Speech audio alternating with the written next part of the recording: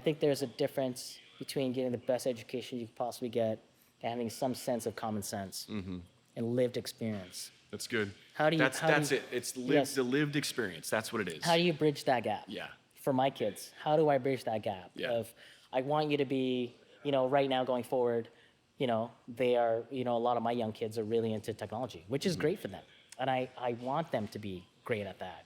At the same time, I also want them to have good people skills, great common sense. How do you bridge that gap?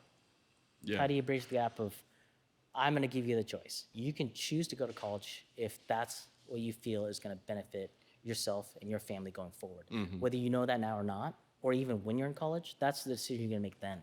Yeah. I'm going to support that decision. I'm your dad.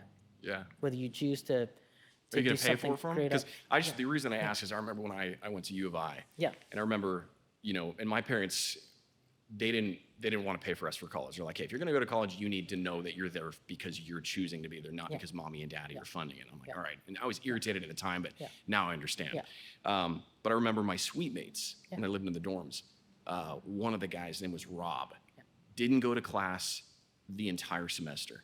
All they did was game all night. They'd game till like 3, 4, 5 in the morning. Yeah. They would, I remember walking in there because the bathroom was on their side, so I'd have to go through the door. And there was, I swear to God, like 30 or 40 pizza boxes stacked up. There were Coke cans everywhere. They never want to leave the room. Maybe so. I need to move to a college neighborhood, man. I'm just kidding. But I remember he didn't go to class the entire semester. I remember it was like 2-3 days, we're doing finals.